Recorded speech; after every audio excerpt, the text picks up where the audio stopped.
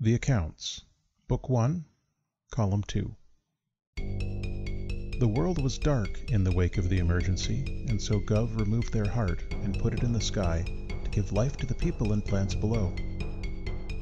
The world was dry in the wake of the emergency, and so Gov removed their bladder and buried it beneath the ground to bring water and fertility to the land. The world was fragile in the wake of the emergency, and so Gov removed their ribs to reinforce the earth and their right hand to hold up the sky. The world was still in the wake of the emergency, and so Gov removed their left lung to power the wind and lift the clouds. The world was dangerous in the wake of the emergency, and so Gov removed their eyes and placed them in the night sky to watch over their people and light their way. All Gov asked in return was devotion, toil to prove that people deserved this sacrifice, crafts to build new wonders and shrines to Gov, commerce to fuel innovation and progress, and worship to pay back the interest and the principal on the debt we owe.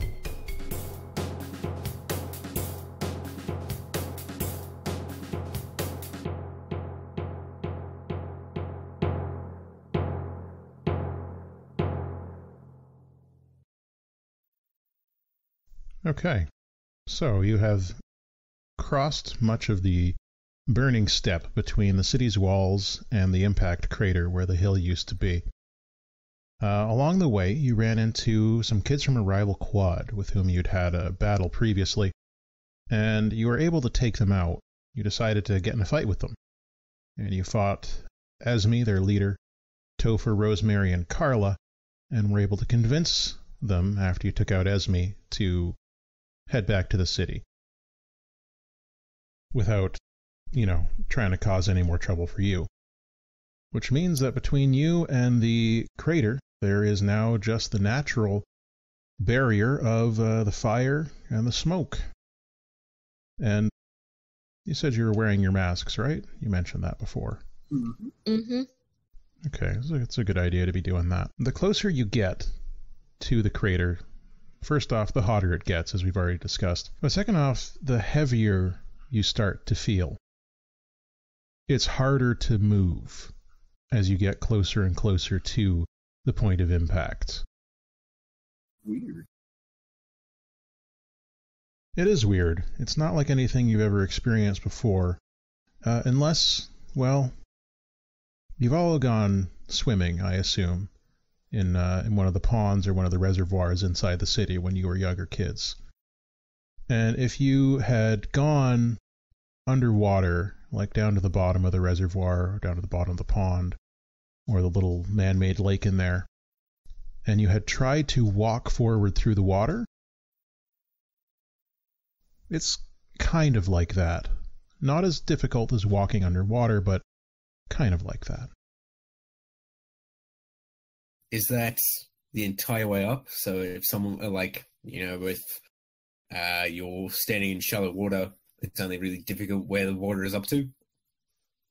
It feels like the closer being you... much higher than other people, am I feeling the same effects? Is essentially what I'm asking. Yeah, it's a full body effect as far as you can tell. You also notice that the vegetation, that of it, which is not on fire, is sort of crushed down, as if by some great weight. But, most of it is on fire, so if you do notice that, it's because you're looking specifically at, the herbs and the bushes and the plants out here. How are your characters feeling as you continue your approach? I think Keva is kind of interested, but also, they've been out in the heat for a while, and so she's kind of like, this is weird. But I guess we're working out our cores, so that's good. And other muscles. Yeah, that's an advantage. That's right. We want to be strong when the levies come. Yeah, in 2 years, you're all going to be doing your mandatory military service, so it couldn't hurt to get in shape before then. I just did a wicked backflip. You tried to do a backflip. over the guys. Oh, back there. Yeah. You did the wicked backflip during your fight. Way cool. I'm taking samples of the sort of crushed vegetation that isn't on fire. Okay. You grab some, you put it into one of your bags or pouches. Are we aware of the laws of gravity? Nope. I mean, you know that if you drop something, it falls. You've probably seen archery in action. Yeah. But there's not like a term or an idea that, oh yeah, this is a thing that pulls things to the ground. If there is, it's not something that was taught in school. Okay. You're all continuing forward regardless? I'm waiting for whatever Maeve's doing. I'm pushing forward with a head of steam, trying to avoid the reality of how out of shape I am. And I'm also pressing forward. Emran heavily stomps behind everyone. It's getting more and more difficult for Maeve to ignore that reality. The closer you get, it seems, the heavier you feel, the more resistance there is to your progress.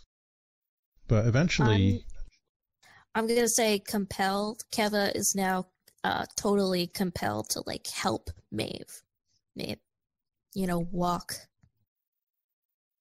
Okay, you go back and you put your shoulder under Maeve's arm to help her out, right? Yeah. Okay, so you're helping Maeve, and eventually you make your way to the lip of the crater, and it's difficult terrain here because it's been thrown up from far below, and there are colors that you haven't seen before, and you've seen a lot of colors. You know how much the people in the church's domain love brightly colored dyes, but some of these are new to you.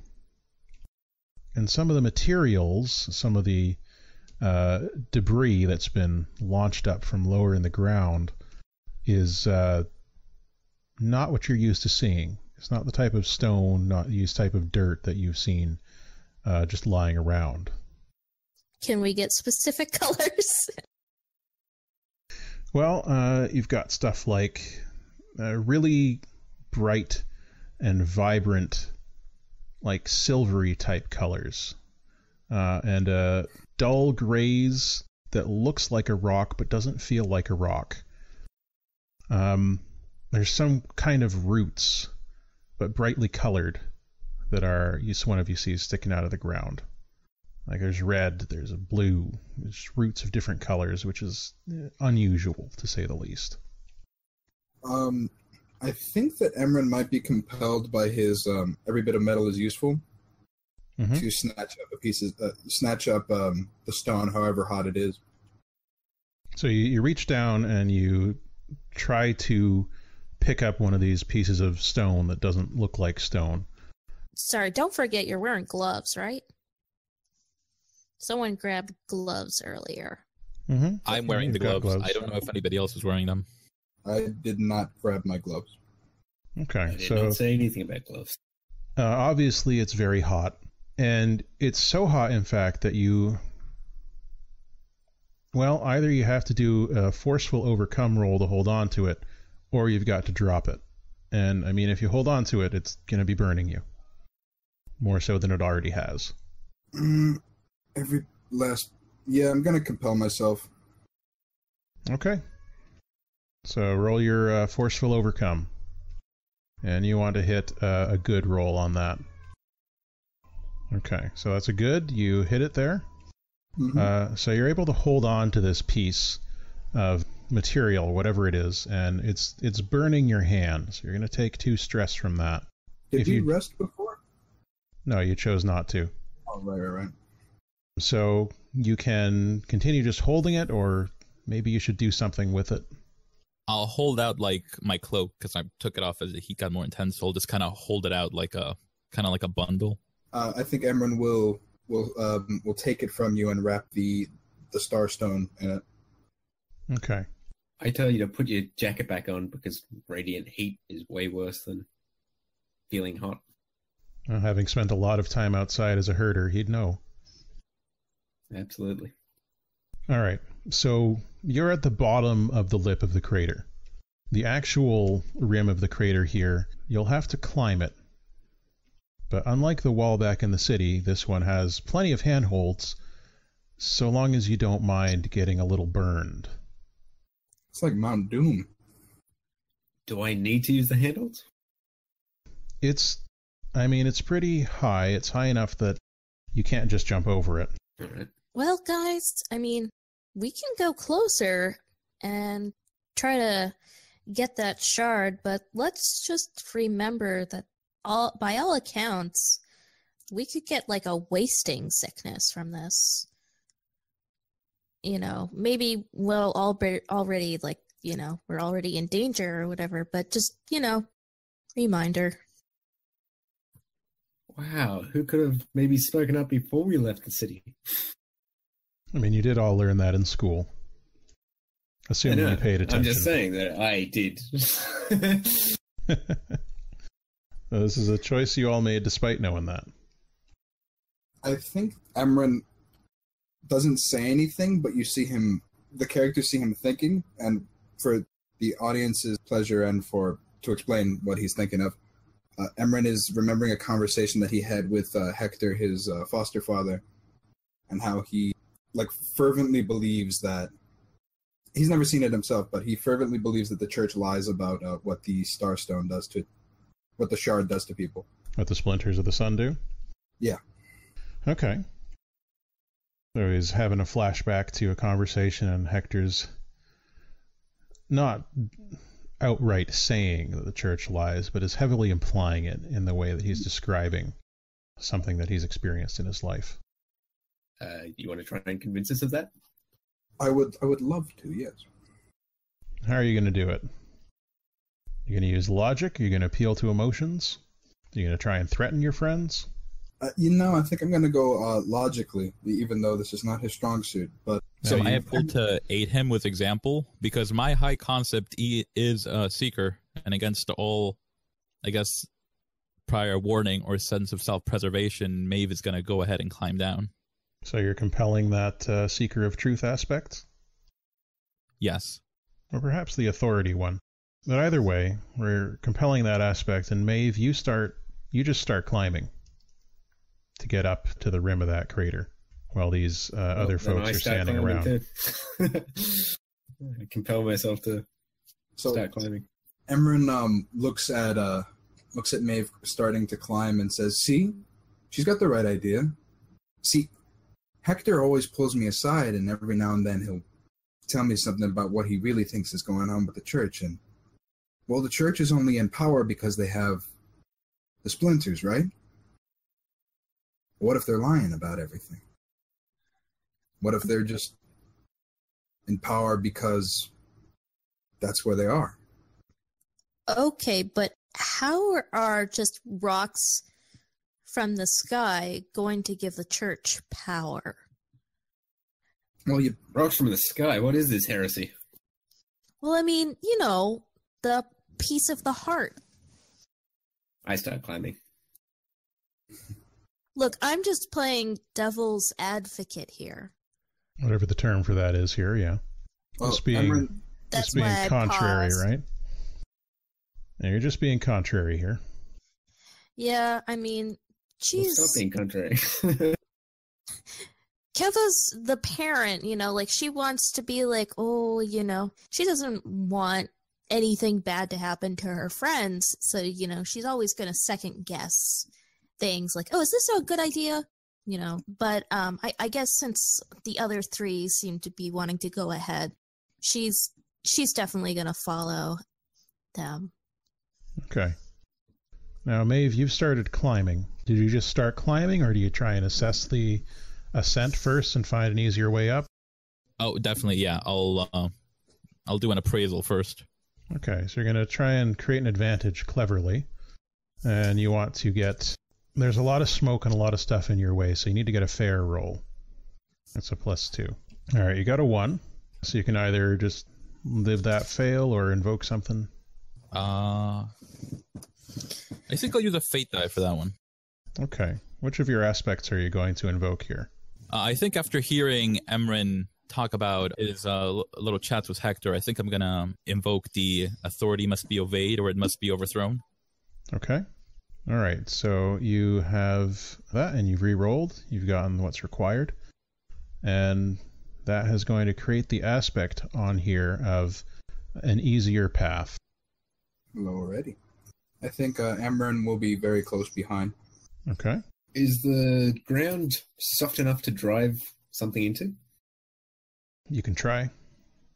Can I try and forcefully shove my third stilt as a handhold? Yeah, you can try and create the advantage there, forcefully.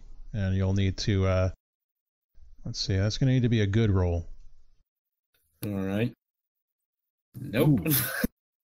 You rolled twice there. Was that on purpose? No, it wasn't. I suppose take first. I'll take the first one. Okay, so are you going to try and do anything with that, or just leave it as a failure there? Because I'm easily led, can someone try and help me with this in some way? You would probably have to take the failure there and then let someone else roll if you want that to happen. Yeah, okay, that works. All right, so you try and shove your stilt in, but you're just not able to find somewhere that you can get a leverage in there. It doesn't quite work out as we'd hoped. Maeve, you've just started climbing, right? Yes. Okay. Are you trying to climb quickly or trying to be strong about it? I'm trying to climb as carefully as possible, but I'm definitely determined to make the climb. All right, well, let's give it a carefully overcome roll. And to climb up, seeing as you found that path, we're going to say you just need a fair roll to get up there. Okay, you can invoke your easier path aspect there to make it up. Yeah, I'll invoke the easier path. Okay, you do that. As you're climbing, the path is... the easier path aspect is still there. It's just, it's not free anymore. Okay. So, Maeve, you get up to the top, and we'll talk about what you see in a minute. Emran is going to power through the pain and just climb right after. Okay, same deal for you. That'll be a fair roll. With forceful? Yep, to overcome. Ooh. Now, do you want to spend a fate point to invoke that easier path aspect? Or one of your own aspects? Can I invoke my high concept? Yeah, of course. That's not really applicable. I mean, it's talking about your strength, right? You can invoke that. Blacksmith's apprentice. Okay, I think I'll do that. Because you're a strong blacksmith's apprentice, you've got enough muscle to force the issue. So I'll spend my fate point and just bump it up to fair. Okay, so you start to climb up, and you sort of get a scratch on your elbow and scrabble and aren't able to get a good handhold. But as you're sliding down, you grit your teeth and you remember what Hector has been telling you all this time. You know, any time that there's material in front of you, raw materials in front of you, it's up to you to force those materials to obey your will. And so not just the materials you have to force, you also have to force yourself to become an extension of your hammer. So you force yourself to become an extension of your arms here, and are able to find places to grip and dig your hands in and pull yourself up to the top. Your arms are a little sore after, but nothing you can't handle. Nice. All right, Keva and Deg?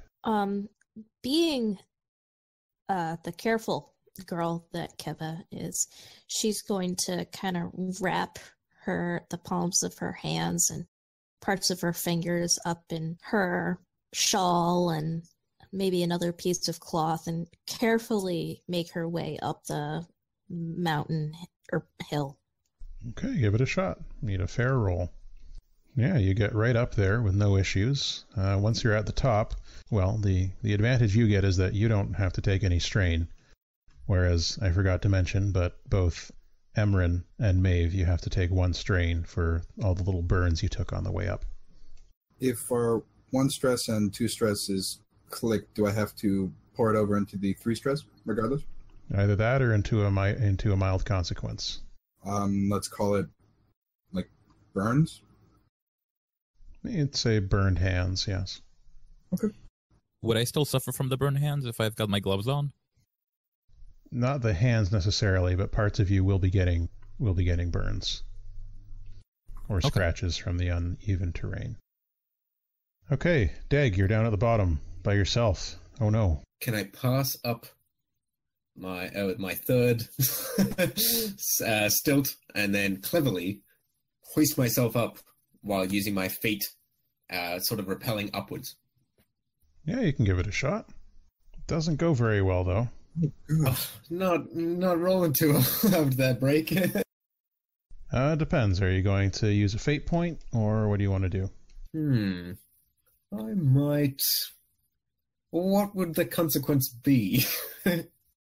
So let's see here. It's a -2, so you're 4 below, which means that you have, on an overcome, failed with style. You would have to, you would have to take a consequence. And let's see here what that would be. You'd have to take a moderate consequence of broken stilts. That's not moderate at all. Yeah, that's not happening. I'll just say humans are just another animal, invoke that, and just power through my pain while climbing up normally. As you think an animal try and do it would. as quickly as I possibly can, because I'm basically cornered away from my flock. So you're going to try and scale it as the noble goat would. Exactly. All right. Make sure you take off that fate point. Okay. Bloody hell. You're at a 0. You can spend another fate point and invoke a different aspect, and then that will just let you get up there. There's the easier path aspect out there still. I'll take the easier path. Okay. So spend your fate point. How many do you have left? Is that your last one? 1, yeah. All right. 1 left. You're able to find the easier path and bound your way up. You scrabble up to the top. You do take 1 strain from the burns and scratches of your rough climb. Cool. You're all up top. You're looking out across the bowl of the crater, and you can see in the middle there is something that is incredibly black. It's not very big. It looks to be about the size of, maybe a very small tree or a very large bush or a person or something. About that size, but it's completely black to the point that it's not even reflecting the light of the fires around it. As you raise your eyes and look out across the steppe as it merges into the desert beyond, you see a large plume headed your way on the horizon. Someone's coming. In fact, a lot of someones are coming. And from that direction, well, you can probably guess who it is. Or rather, you can probably guess who they work for. Yeah. There's off in that direction, over the horizon, is the nearest base of the evangelical order. So this would be the army on the way. This is the church coming. They probably have an auditor with them, too. Okay. I say we grab a piece and run. Emran, I mean, It's really good. Now I've got even more people to help us move it. We can, say we secured the site. Yeah. Nice. We might even get, medals. So, can I compel Emran with I have forged the blade, I must wield it, to kind of interpret the situation as the forging and running at the splinter and touching it being the wielding? I think that might be a bit of a stretch. That's fair enough. But that stuff down there might be metal. That is fair. I'm going to go forge all of that with every last bit of metal is useful. Compel Okay. myself. So you run down there. Yep. Okay. I follow. Burning my feet as we go. Is it possible for me to invoke something as well? What do you want to do? I want to invoke Hidden Depths, and Keva is gonna pull out her small little knife that she keeps with her and try to chink out a piece of the splinter. Well, you have to get to it first. Well, she'll run in that direction. So you're all headed down there? How about Maeve? Are you going to go down there? Oh, yeah. I'm following after. All right. So everyone heads down towards it. And the closer you get, again, it's like you are fighting through water. And you get closer, and it's like you're fighting through, you know, your characters wouldn't know this, but you would. It would be like you're fighting the undertow at this point. And then suddenly, as you are pushing your way through because you're all so determined, it's like something snaps. And all of a sudden, you feel light. You feel lighter than you ever have. Each step seems to send you bounding up into the air just a little bit higher than you normally would. And the closer you get, the more pronounced this becomes, until you're standing next to this mini monolith. And the moment you get close to it, the moment the vibrations of your footsteps reach it, it crumbles. That was odd. Emran snatches up a shard. If he can. It's just ash at this point, essentially. Oh. But you want to grab some of I that? grab a handful of ash. I would like a handful of... Monolith ash. Yeah, me too. Me 3. So you all reach down to grab some of this extremely black, particulate, essentially.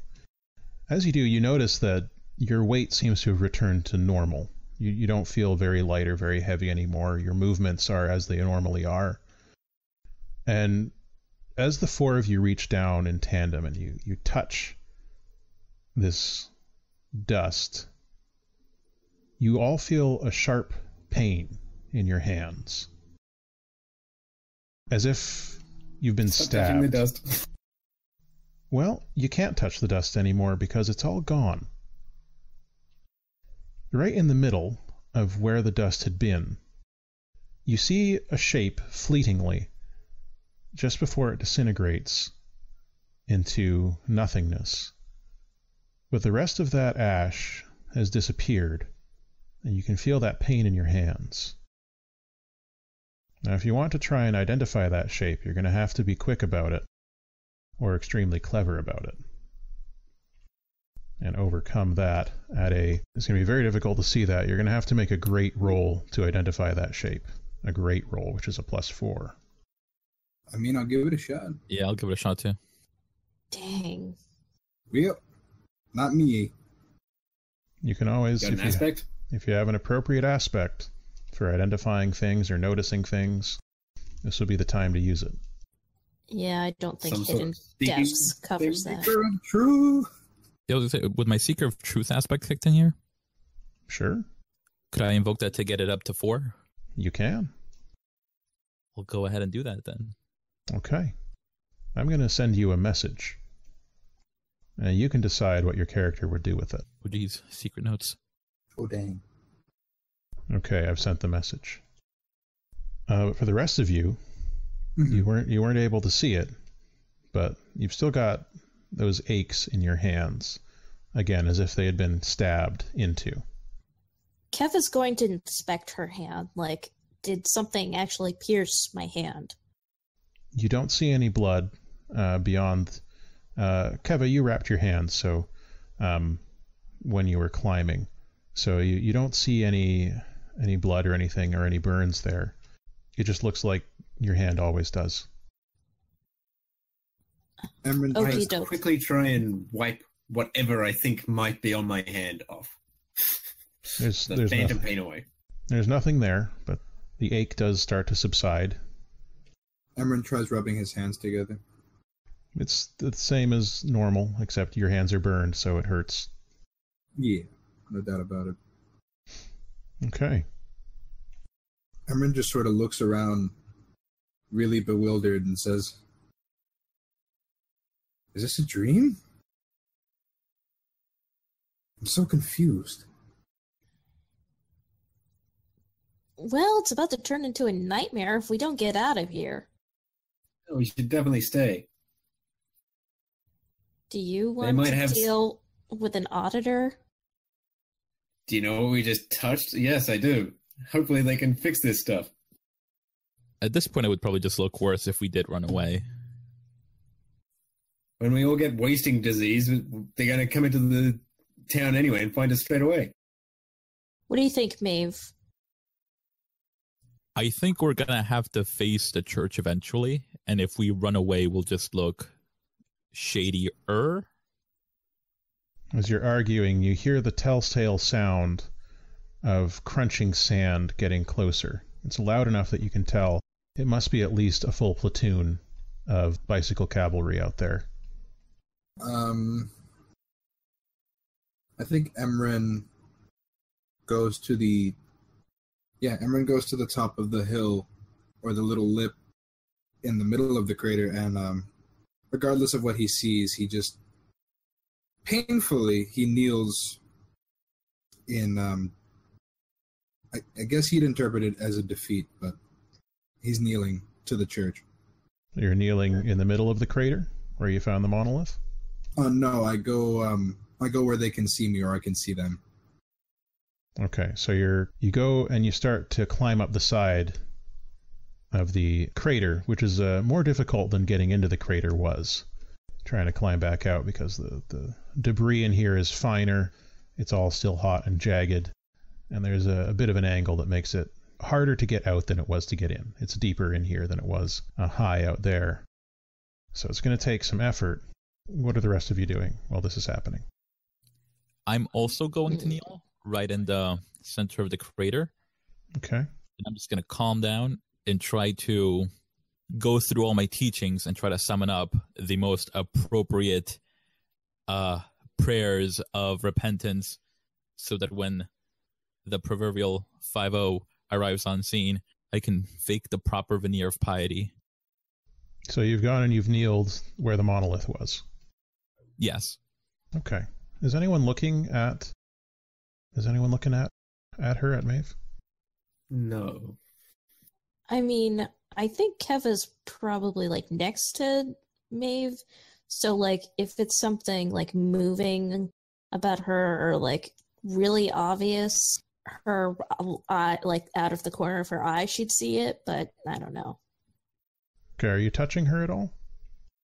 I think that would depend on how close of friends we are. Well, what do you think?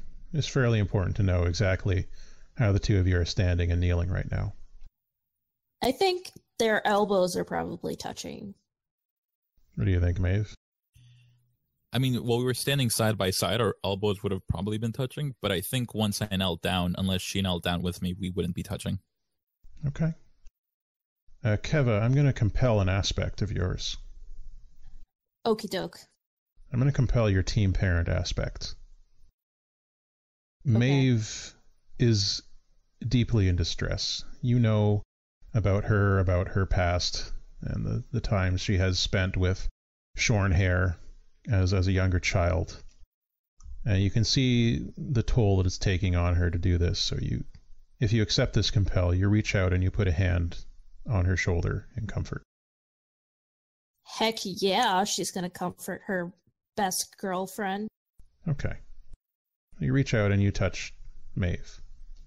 The two of you sink into the ground.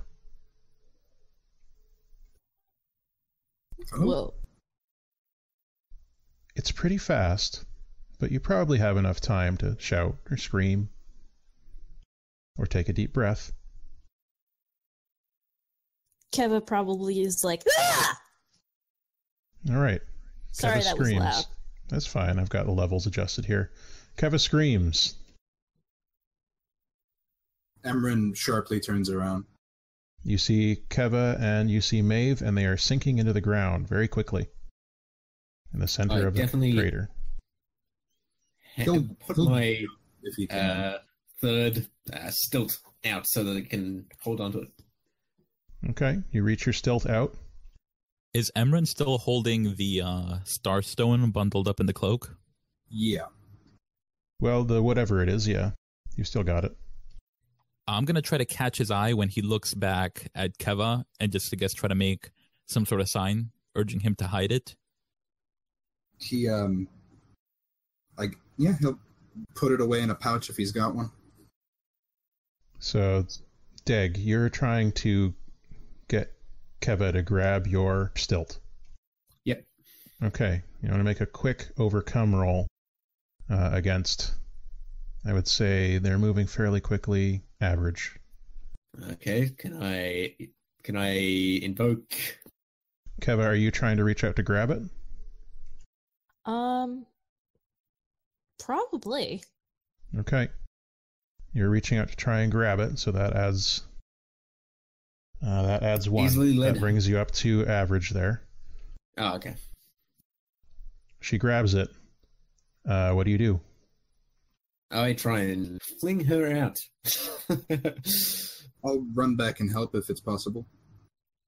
Okay, you run back down. Are you going to grab Deg, or are you going to grab Deg's stilts? What are you going to do?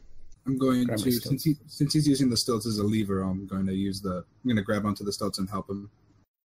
Okay, so all 4 of you are physically connected at this point.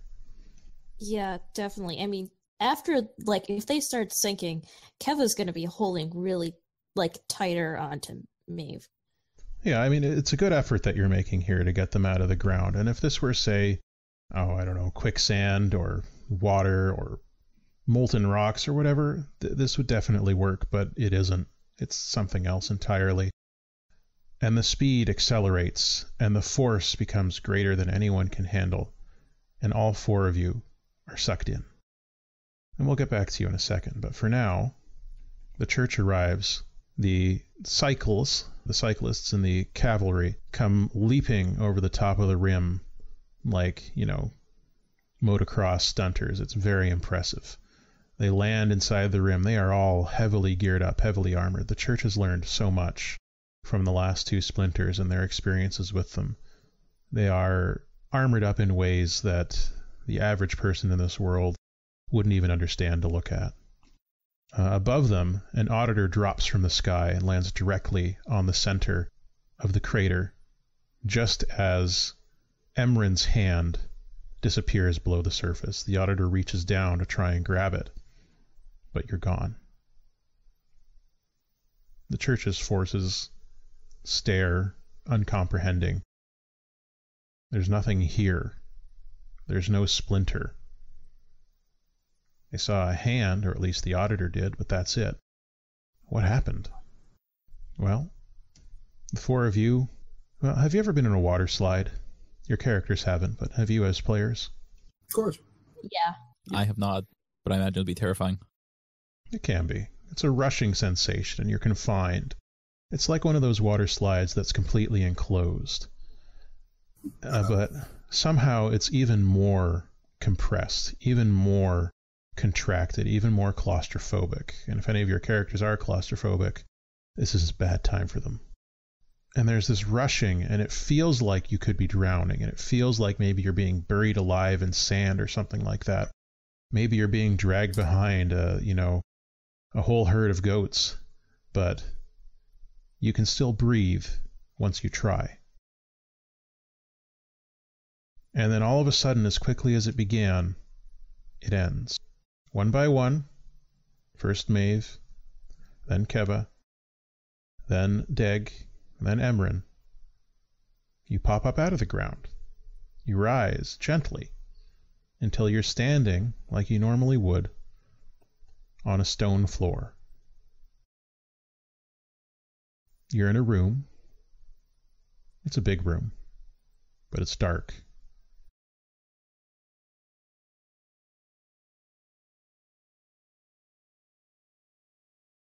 Emran, everyone, if it's pitch black, they can't see it, but they can hear it, that Emran's crying. Okay, Emran's crying. Keva's team parent, Compel, she's immediately, trying to find him in the dark to put an arm around him. Okay. Is there a roof where we are? If there is, you can't see it, but there's no light coming in, so... Okay, so I'm not crashing into the roof being on stilts? No. Are we all here? You're all here as far as... Well, check. Emran, I'm not going to say anything, but I'll reach out a hand to make sure that everyone else is present. when Keva gets closer, I'll I'll literally just hug her, and she can feel me sobbing. Are you all right, Emmy? I don't know where we are. The church and the auditor, and my hands hurt. Yeah, mine does too. Well, we know that we're someplace, and, we're not dead, so that's good. We don't know that. I'm sorry I blasphemed. That's why we're in the ground. You don't know that.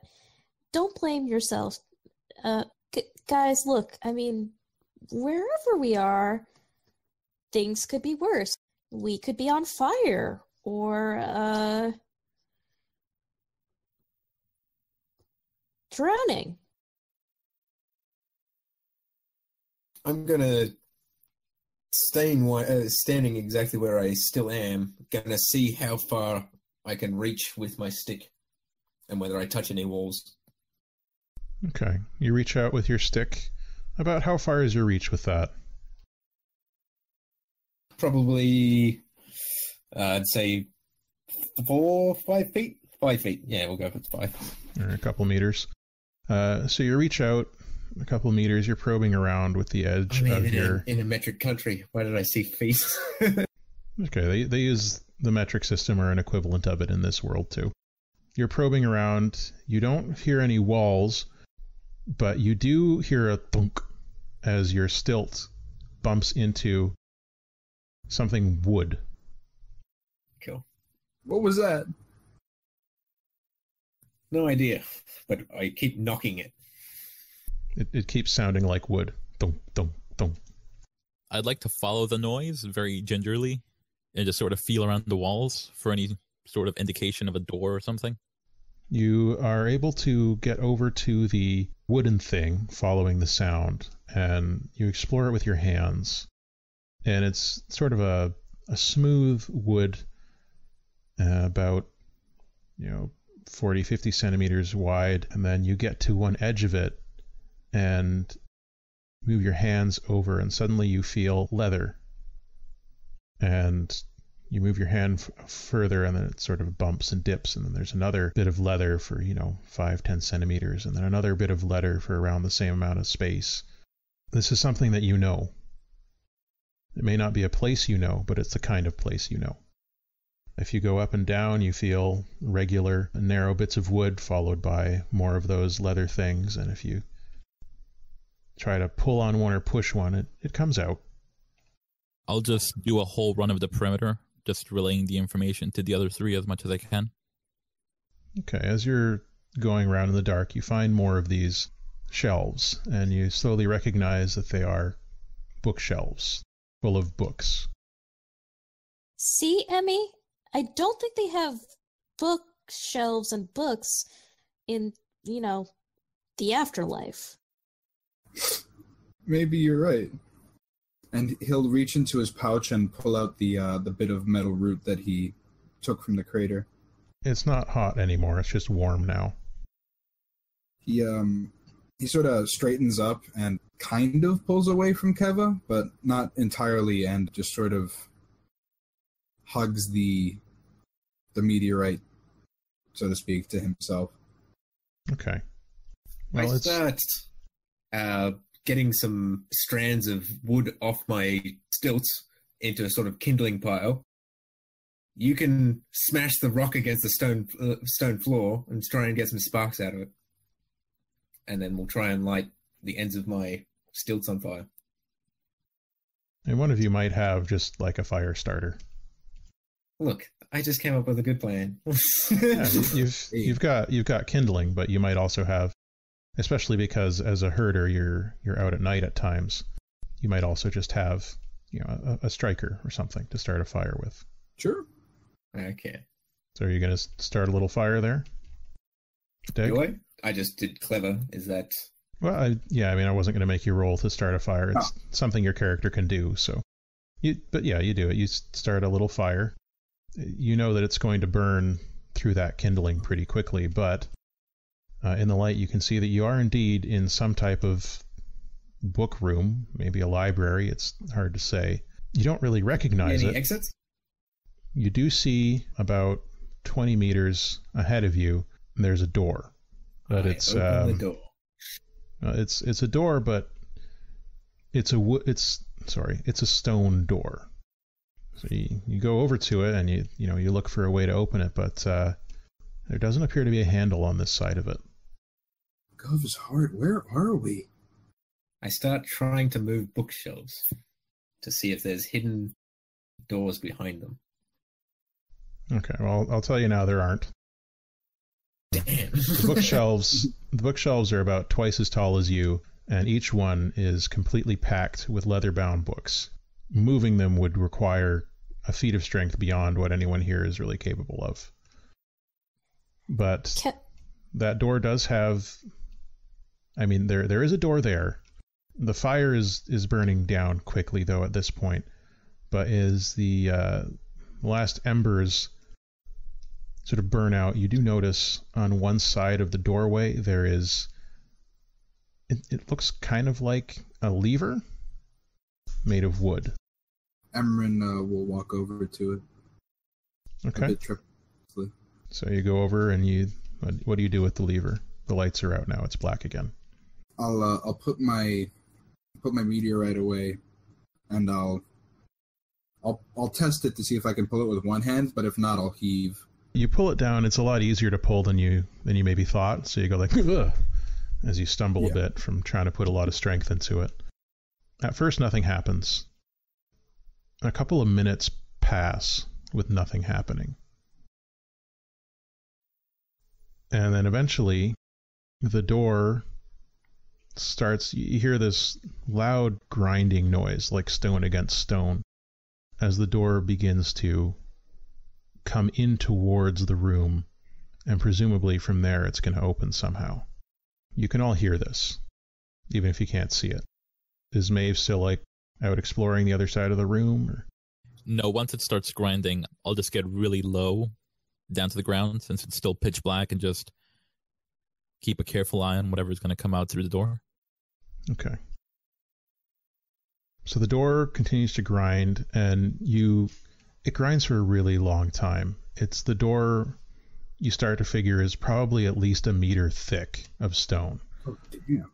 And it comes in, and then it starts to slide along a track that you didn't see to one side. But as it does, a bit of light begins to trickle in around the edges, and you start to hear voices.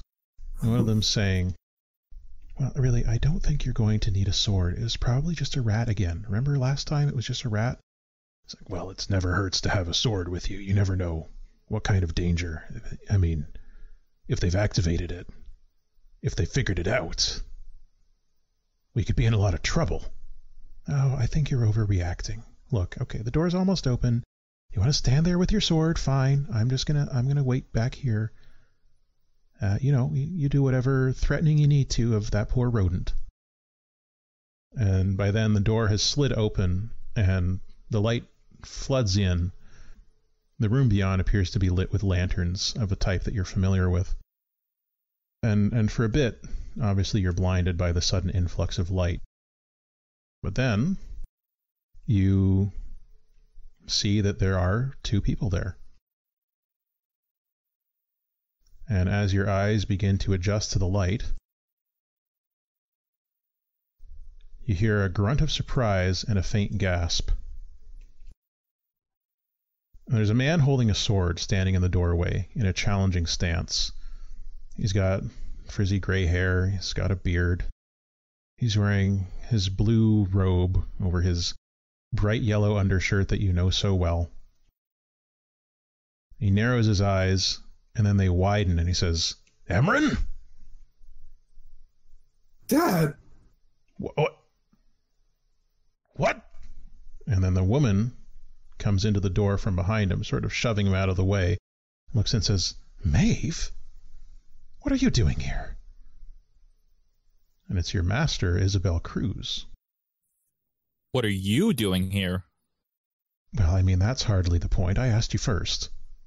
What did I tell you? Always answer in the order of asking. It's polite.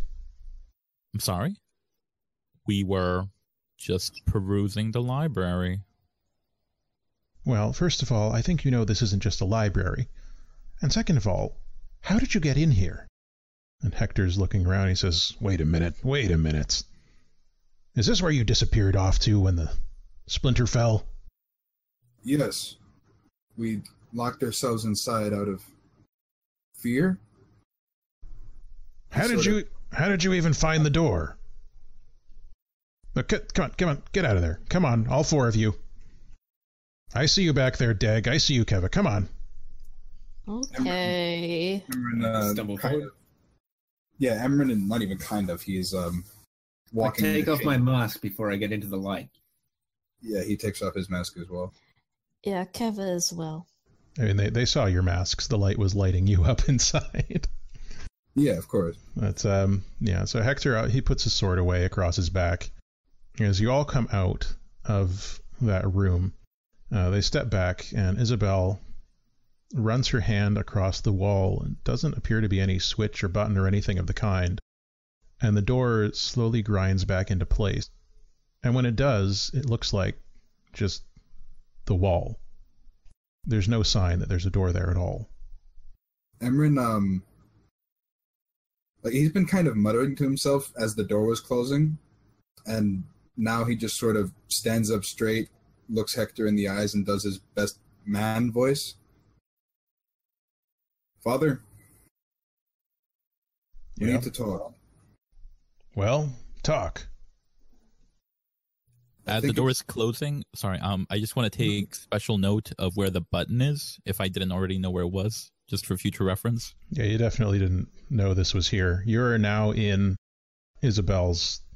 She lives here, but it's also the apothecary's lab, essentially. Yeah, you've never seen this. You've never heard of it. It's never had any hint that there was anything here other than just a wall. So Isabel she turns and she's got her eyes narrowed, and she's giving you an appraising look. It's sort of, you can see her eyebrows with all the missing hair from the scars through them are knitting together, and you can see that horrible scar on the left side of her face sort of pulling out the side of her mouth as her lips purse in her appraising look. Well, what is it, Emran? I know you didn't just stumble in here. No, that much is obvious. To be honest, we kind of like magically appeared here. Emran just sort of... I can't believe you snitched. No, he doesn't make any noises. He just sort of like slightly turns his head to regard her and says, Father, I think it's time that I learn how to swing a sword. Hector sort of shakes his head, looking a little confused. Magically appeared. You know we don't have that. Only the church can transport objects. And Isabel just puts her hand on his shoulder. She's like, Hector, I think I know what happened here, but let's give them a chance. Emran gives the group a sidelong glance. Look, okay, well, the four of you already know. Both Hector and I have been accused of heresy more than once in the past. And, maybe those accusations have something to them. But the question now is, well, why don't you tell us, as honestly as you feel you want to, what happened today? We were touched by Gov. We touched a splinter. Okay. Worship us. No, that's not going to happen. Don't be silly, Dick. Which one of those things happened first? And how did Gov touch you? And where? Hector says, putting his hand back on his sword. We went into the crater. Isabel puts a hand to her mouth in a little bit of surprise. in shock. Oh? We were there just barely ahead of the church. Yeah, but like a bunch of other kids were going there too. Let's be honest. Emran slaps his forehead, says he curses, probably blaspheming, and says something about Gov that is rather untoward. Emran. And blushes afterwards, but he says, "Those four, they'll tell them. Let the They'll record tell the state auditor." that there were bandits present and they were the one who beat the other children, not us. Bandits? Well, alright, we'll see what we can do. Who are these kids? They saw you outside the walls? Rosemary, Carla... Topher. Esme. Oh, them. This isn't your first run-in with them. Alright, what happened to them? We sort of... Yes? They Well, got it's not Adam. they got dunked on. I'm not familiar with this phrase. Do you put them in a well? I don't see any wells out there. Father, I used the martial training you've been giving me. It was against- self-defense. Premature self-defense. Are they, are they alive? Yes, of course. Oh, thank God. We're not gonna kill anyone. Well, with the way this has gone today, honestly, I wouldn't be surprised if you had. Oh, calm down, Hector. They're good kids. They're just confused. I don't have to calm down. It's just he's muttering and stalking away. Keva is kind of hurt that he said that about. Yeah, of course. Emran is not hurt. He kind of is... He's low-key happy that his father thinks that he's capable of that, but also kind of like, wow, I'd never even thought to kill them. Deg's a bit sheepish because he totally stepped on a dude's head and could have easily killed him. I'll tell him that I resent the accusation, but then I'll look at Isabel and kind of shrug my shoulders like, Okay, well, Hector and I will see what we can do to speak to them. Maybe we'll get your help on that later, but for now, you touched a splinter, and then you ended up here. Is that correct? That is everything that has happened. The auditor might have seen my face. An auditor. They fell from the sky. This sounds like a storybook. Oh my goodness. We might have to hide him. No. I'm not down for that at all. We're going to tell everyone. Oh no, you're not going to be telling anyone about this, Deg. Oh, I'm not covering for you guys. What the hell are you? I'm going to tell church. Emran turns sharp on his heel and says, "Do you think a shaven head is the worst thing that's going to happen to us?" I don't care. don't be a narc. Deg. Keva like touches her braid like somewhat like no. Deg, I'm not sure that they covered this thoroughly in the school, but maybe they did at the weekly shrine meetings. If you approach a splinter without the church's permission, you will be excommunicated. At least. I'm willing to go do that at all. Fine. We have to make sure that nobody knows you touched a splinter. Where is it now? Where's the splinter? Did you take it with you? Emran shrugs and says, "Yes." In our hearts, because it disappeared. It disappeared. I think... Can I roll to see if Emran is even capable of making the logical conclusion? Because he's only got a 0 in clever. You can make an overcome roll with your clever and a great difficulty. Let's do it. A great difficulty is... 4. Okay. I can definitely... I'll roll a crit. That's going to happen. All right. As you can see, a crit. Well, it worked out. You got a 3 there, so you're most of the way. Does anyone want to help Emran with this? Yeah, I don't have any aspects to call on for that. I mean, I've got the teen parent and 2 emotionally invested, but those aren't really smart things. I'm just surprised that I even rolled that well. I mean, what do you mean by arrive at a logical conclusion? I'm almost certain as a player that the Splinter's inside the four of us, but Emran is definitely not that smart. The Splinter was inside of you all along. Do you have it with you or not? It Me? disappeared. How did it disappear? Just be clear with me here. It Okay. just vanished. It crumbled into ash. Yeah, Then we okay. were like, whoa, what the heck? Then, all of a sudden, Maeve and I, and then Emran and Deg were pulled into the We ground. also got really bad pains in our hands, so that's why I'm really, really freaked out and kind of want to go to the church to see what they want to do about it. Should have worn gloves. Really should have. Why did you get pains in your hands? Well, we touched the dust. We wanted a souvenir, obviously. And what then the happened to the dust? It disappeared. It Yeah. disappeared. Totally just disappeared. Okay, And the well, next thing I remember, I was running, and then I ran back. And, well, here we are. and they pulled you underground, and you came back up in the library. For some reason. Can After we that just statement, I'm check going back to in the library check to my see if the pocket. dust is there? I'll go and check. Hector, go and check if there's any dust in the library. Hector I had mutters, put but some he, dust in my pocket. Would it have disappeared as along with the others, or which dust is that? the monolith ash? That all disappeared.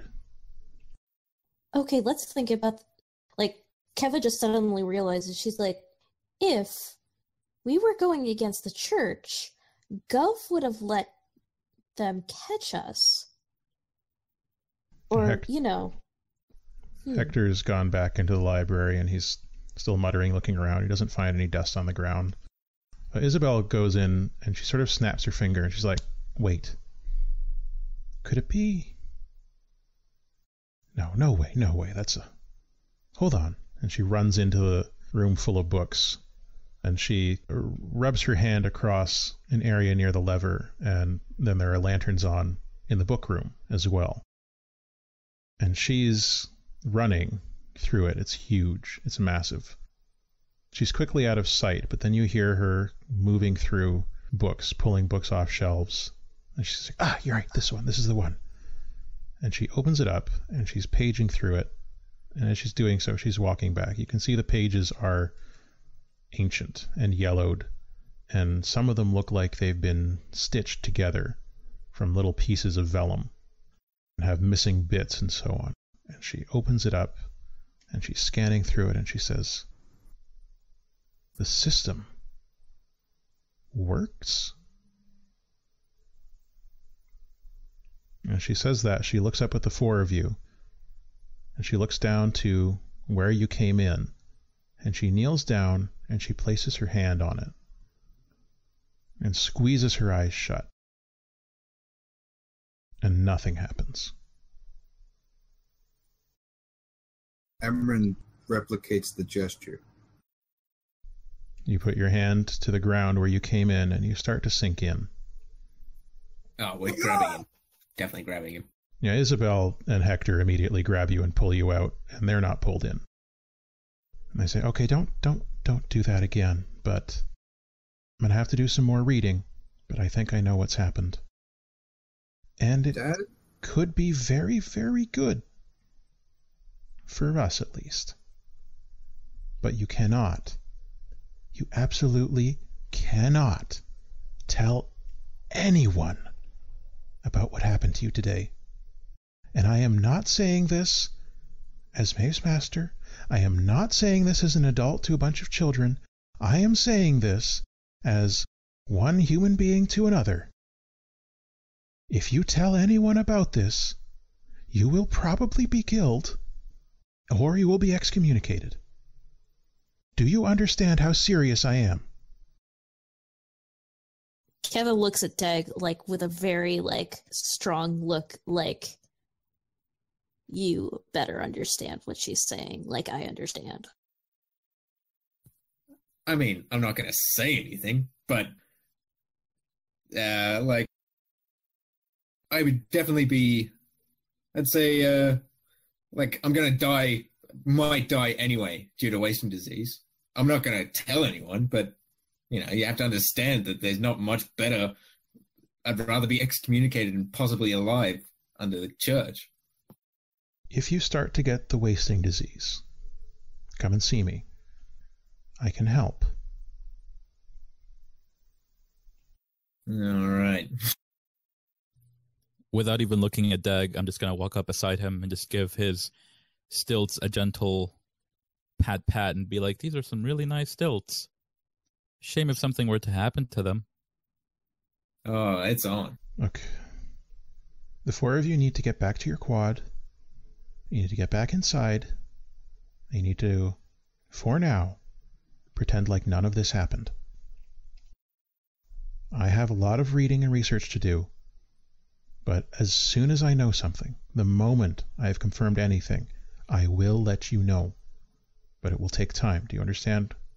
It could take months. It could take a year. But until I tell you otherwise, it is very important that you keep this quiet and go about your lives. But, Isabel? Yes. What if we get levied before you find something out? Hector? And Hector looks up and he says, I can arrange it so your service will be served here. Oh.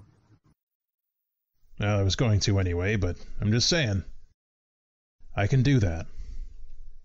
It'll cost me, but I can do it. If it means keeping you just a little bit safer. He comes over and he puts his hand on Emran's head and he says, I will. He gives him a hug, even though he doesn't like hugs. Hector pats your back anyway. He's a little stiff, but secretly he enjoys it. Yes. Approval. Now look, the four of you have been through a very traumatic experience today. You've experienced things that no one has. And it's probably a good idea to just get some sleep. And she turns and starts putting together some herbs and some tinctures and stuff into a little mug, and she gives each one of you a mug and says, now I know maybe you don't trust me, but Maeve, I'm sure you can reassure them this is simply a sleeping draught. It'll just help you get to sleep. So drink this when you get home. And in the morning, we'll start working on figuring all this out for you. First things first, Keva, when she leaves, is going to go get Jolly. Okay. Jolly is back at the quad, hanging out outside the gate, waiting for someone to let her in.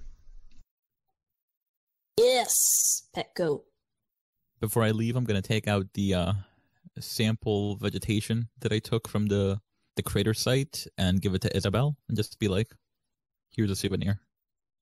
Oh, thank you, Maeve. That was very thoughtful of you. I walk over to Hector before we go home. Mm-hmm. And I think it's sneaky, but it's definitely not sneaky. He tries to give Hector the meteorite very quickly, but just sort of stumbles and kind of shoves it at him because he's not good at handing things off discreetly. Right. Hector manages to turn your stumble into as if he were patting your back a little too hard and takes the fragment from you and pockets it much more smoothly than you were doing. Yeah, I'm not a very good swordsman yet. I just walk on. I'd say, I don't know if it's appropriate now, but I'd say compel for a good guard dog doesn't bite its herd. What do you want that for? For basically when being put into a situation where I feel like I'm being herded by these two people with essentially pain of death. Right. To follow what they're saying. Okay. To basically lash out. So, the four of you return home eventually. Do you take your sleeping drinks? Definitely not. All right. I pop it. All right. It helps you go to sleep. You feel tired immediately, and you go and lie down, and you drift into a dreamless sleep. Keva takes half of it, but she kind of, like, it was a hard day, you know, like, her friends got hurt. Yeah. So she's kind of really emotionally drained. at this point, so she kind of doesn't really need it. Mm-hmm. But she still takes it. You also drift off and you have a dreamless sleep. I don't take it, and then I just sort of stay up until my body gives out, ruminating over the day's events. Okay. You eventually collapse and have nightmares until you awaken in the morning before anyone else. Deg, you fall asleep normally, though it's more difficult for you. You're also visited by nightmares throughout the evening until you awaken to a new day, all four of you. You go out into the courtyard of the quad and go to the gate, and you see in front of the gate there's a soldier. There is a member of the Evangelical Order in their resplendent armor, carrying their weaponry, standing outside of your gate, but facing away from you, as if they were guarding people from getting in. And you know, those of your parents who are there and not at work yet come out as well, and they're telling you that the Evangelical Order's in town. There's an auditor. They're carrying out an investigation. But so far, no one's come to question you. So yeah, you're inside here until the investigation is carried out, and over the next few days, the investigations continue. Then it stretches to a week. The investigations continue. But eventually, it seems, the auditor is satisfied, and the Evangelical Order is satisfied by whatever they were trying to find. And they leave. And slowly but surely, life returns to normal in your town. You resume your apprenticeships, each one of you going on to spend the next 2 years learning to perfect your trade and become journeymen. 2 years pass. None of you contracts the wasting disease. You feel fine. In fact, as the next few years pass, you're 17. You're all called up to your mandatory military service. All four of you are placed in the same unit. You go through basic training together. You all learn the basics of combat, discipline, marching in order, praising Gov the way the military does. You go on patrols around your local area. You meet other people. You make friends. You make enemies. The year of your mandatory military service passes. So over the course of the 4 years between your encounter with the Splinter and the beginning of the end of the world, things start to get easy for you. Easier even than they should. As the years pass, each one of you starts to get even better at one thing. Each one of you starts to improve in some way beyond what is expected of someone your age. Maybe you show it off and revel in it. Maybe you hide it. That's for you to decide. But when we next meet your characters, 4 years from that fateful day, they will have changed. They will have grown. And they will be ready to embark on their new adventure. And that's the end of today's session. Thank you for joining us for the third session of Splinters of a Broken Sun, an actual play podcast. We are using Fate Accelerated Edition, a system created by Clark Valentine, Leonard Balsera, Fred Hicks, Mike Olson, and Amanda Valentine, based upon Fate, originally created by Rob Donahue and Fred Hicks. We hope you'll subscribe to us and leave us a review on iTunes if you enjoy what you hear. Keva Jarma is played by Keekers. You can find her on Twitter at BeASpaceCat. Emran Pack is played by Michael Blood. You can find him on Twitter at GoodSirBlood. Deg Dhanchobiset is played by WhiskeyWhiskers, and Maeve Zentis is played by OG Brown Sugar. You can't find her on social media because, frankly, Twitter doesn't deserve her. I'm your Master of Ceremonies, Matt. You can find me on Twitter at YCaliber. Follow our show at Broken Sun RPG, and read up on the lore of the land at splintersofabrokensun.tumblr.com. Until the next time, all the best. Damn. Wow. Really. That was so fun. And we didn't die. Good first step. Yeah, My you made it. stress was completely full. If all your stress boxes are ticked, that means you're taken out. Oh, really? For future reference. Oh, wow. I That's- totally forgot that. That's one of the reasons why we have consequences as an option for soaking damage. Turns out one of us did die. Well, getting taken out can mean a lot of different things, and I'm sure that will come up again in the future. Oh my god, Maeve is That was undead. entirely. I'm a ghost. Okay, so the end of a session means that we've reached a milestone here. Now, when I'm saying that each one of your characters has become better than expected at something, that means that each one of you gets to improve one approach by one. So you don't have to decide right away, but it's something for you to think about in terms of character improvement. What approach are you going to improve? You also need to think about, by the time we have our next session, it will have been 4 years for your characters. So your characters will be 19. They'll have been in the military for a year. Maybe they decided to stay in the military, though probably not, given what's happened to you. You'll also need to have a stunt for next time, at least one. Well, one stunt. And what else? If you want to change any of your aspects, or add an aspect anywhere up to 4 total, then you should do so. If you feel that your character will have changed in some important way, or you found one of your aspects was not useful, or you can think of a better way to phrase one of your aspects, and this is the time for it.